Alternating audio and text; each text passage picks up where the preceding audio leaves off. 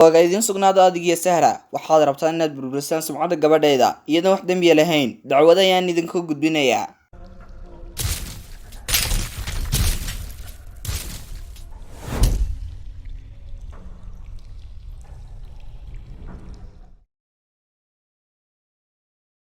soo dhawaada saaxiibayaal, waxaan ahay dambi baana maahir. Qaybtii hore waxaan kaga hadalnay in Faadumo la waayay kadib markii ay la hadashay hooyadeed ayna u sheegtay inay wax la soo akhrisanayso saaxiibadeed ayna cadaatay inay soo booqan Sahra. waxaanu socday si aan u soo xaqiiqsado. Markii aan joogay farmasiga waxaan daawanayay wixii ay kaamiradu duubeen, waxaana arkay Faadumo soo galaysa guriga Daariq.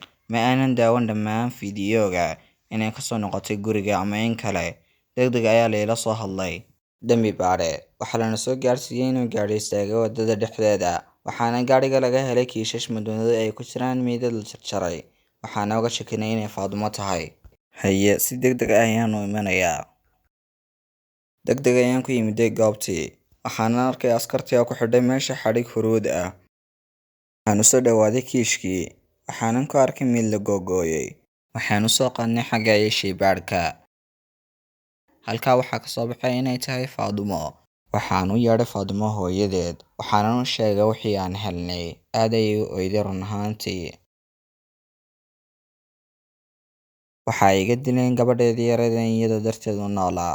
maxaan sameeyaa? hoogayga maan iska dhintaana. istaji marwo, iminka waa inaan raadinaa qofkii sameeyey arrintan oonan abaal marinaa. cadaalad ayaana heli doontaa gabadhaadu. ma ka ogtahay inay gabadhaadu xiriir la leedahay saaxiibkeeda iskuulka ee Daariq? maxaad uga been abuuranaysaa gabadhayda? gabadhaydu waa gabadh gabayaaya oo waxbaratay ilaa yaraanteedii. waxaan usoo rabeeyay ilaa yaraanteedii sida saaxiibaday oo kale. waxba iskama qarino. laakiin gabadhaadu xiriir ayay la lahayd wiilka, sababtan ayay iskuga cadhoonayaan Sahra iyo iyada. Waa idin sugnaado adigiyo Sahra waxaad rabtaan inaad burburisaan sumcadda gabadheeda iyadoo wax dambi lahayn dacwada ayaan idinku gudbinayaa. laakiin waxaa jira farmasi ku dhijisan guriga Daariq. waxaanan daawaday kaamiradii ku xidhnaa halka. waxaanan arkay iyadoo sii galaysa guriga Daariq galabtii. maxaad ka odhanaysaa arrinka? way istaagtay iyadoo cadhaysan, waxayna tidhi dacwad ayaan kaa gudbinayaa wayna baxday. waxaan la yaabay dhaqankeygii. waxay bilowday inay raadiso qofkii dilay gabadheeda. aad ayayna uga cadhaysnayd xidhiidhka gabadheeda iyo Daariq. laakiin maxaa sababay arrinkan? waxaan iska daayay shaqadeedii kale, waxaana ku noqday farmasigii si aan u arko xilliga ay nimadu kasoo baxeen guriga iyo in Faadumo kasoo tagtay guriga. waan fadhiistay si aan u arko fiidiyoyadii, waxaana nidhi wax cusub. xaaway fiidiyoyadii shalay toole. uu maran yahay mudane. wuu ii soo dhowaaday ninkii farmasigu, isagoo gariiraya ayuu yidhi maya, waan ku tusay shalay toole. waxaa laga yaabaa inaan meel khaldan taabsaday. aana masaxay fiidiyadii oo dhan. gargariirkiisa ayaa igu dhaliyay shaki aad u weyn. waan usoo dhowaaday, waxaanan ku yidhi dacwad ayaan kaa gudbinayaa masixitaankii fiidiyooga. qaabtaaduna waxay noqon doontaa 5 sano ilaa 7 sano oo jeel ah. kadis ayuu ku noqday hadalkaygu. jilbaha ayuu dhulka dhigay, isagoo ooyaya ayuu yidhi iga raali noqo mudane, fadlan ha iga shakin. waxaana haystaa ciyaal, qof kaloo u jooga gurigana ma jiro. haddaba ii sheeg sababta aad u masaxday. waxay igu hajabtay inay iga dhigayso mishaar la'aan. waxaanan u cabsaday ciyaalkayga. waxa ay daawatay fiidiyadii, waxayna masaxday intii ay rabtay, wayna socotay. ma waxaad u jeedaa hooyo ayay ahayd? haa mudane, wax yar ka hor ayay socotay, waxayna kusii ordaysay xagga iyo gurigii aad daawanaysay. kadibna waa ay kasoo tagtay guriga. waxaan eegi doonaa waxa kugu qarsoon gabadh yahay iyo waxa idinka dhexeeya Daariq. waxaan qaraacay askarta, waxaana ka dalbaday inay qabtaan Daariq iyo saaxiibkii Samiir ayna keenaan xarunta booliska.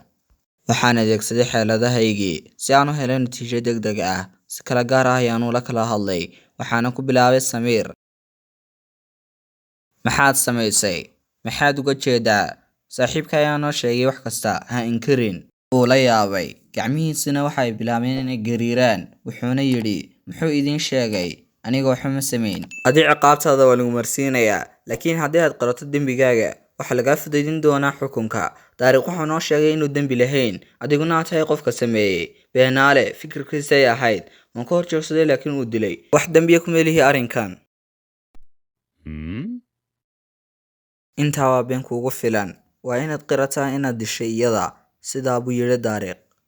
haddaba maxay idiin soo booqatay Faadumo hooyadeed? waxaan doonayaa in jawaabtiinu iswaafaqsanaato. In yar ayuu aamusay wuxuuna yidhi, way noo timiday in badanna lama sii sheekaysan. Waxayna weydiisatay inaan beenino in gabadheedu joogto gurigeega, laakiin nama ay weydiin dilaaga iyo shay kaleba. Intaasay ahayd waxay tidhi, iminka waa inaad iiga sheekaysaa iyadoo faahfaahsan wixii dhacay markii Faadumo soo gashay guriga. Maad iga khafiifin doontaan xukunka haddaan runta idiin sheego? Haa, waan kuu fulinayaa taa. Faadumo waxay ahayd mid jecel Daariq, laakiin isagu wuu ka fogaaday iyada. Muutisan iyada dareen lamida dareenkii ay tusaysay markii ay xafladdu bilaabatay. Waxa ay simtay martiqaad la'aan, waxayna bilowday inay ka codsato inuu la hadlin gabdhaha kale. Waa uu ka cadhooday. Waqtigii xafladda waan sakhraanay, dadkii oo dhanna way baxeen. Waxayna go'aansatay inay nala joogto. Gurigaagii ku noqo, xilli dambe weeyaan, halkana aamin ma aha, ma noqonayo. Hooyaday waxay malaynaysaa inaan la joogo saaxiibaday, haddaan kula noqdo xaaladan ku jira. Kalsoonidii ay ku qabtay ayaa lumaysa, imana rumaysan doonta mar kale. Adaaban kula joogaya sidii meeshu aamin u ahayn. Aad ayuu uga cadhooday ku adkaysigeegii. Si degdeg ah, Faadumo ayaa laga qabtay caloosha, waxaana qabtay matag. Waxayna tagtay suuliga, waxayna bilowday inay matagto. Daariq ayaa u soo degdegay xaggeega, madaxa ayuuna u geliyay laafanboogii, isagoo leh, waxaan kuu sheegay inay meeshu aamin ahayn, laakiin waa madax adkaatay. Anigaana dhammaynaya madaxadkidaada. Faadumo naqaska ayaa ku dhegay, waxaana isku dayay inaan badbaadiyo, laakiin waxa igu tuuray gidaarka. Halka ayayna ku dhimatay. Maxaad samaysay Daariqow? Ha walwadin. Aroorta ayaan qaadi doonaa meydkeeda. Qofna ma ogaan doono inay halkan joogtay. Ka waran dhallinyaradii meesha joogtay? Ma ogaan doonaan. Mid kastoo iyaga ka mid ah wuxuu iska qarinay qoyskiisa. Waan soo noqday. Wax ahmiyad ahna ma siin arrintii Daariq. Kadib waxaan uriyay ur hilib la kariyay. Waxaanan tagay xaggaayo madbaxa. Waxaanan idhi, sideed wax u cuni karaysaa adigoo dilay gabadhii? Waxaan naxay markaan arkay madaxii Faadima. Waxaan noo kariyay hilibkii qoorta, kaasoo la isku raacay inuu yahay kan ugu macaan ee la cuno kulamada. Kaalay oo cun. Uu aamusay. Maxaad samaysay?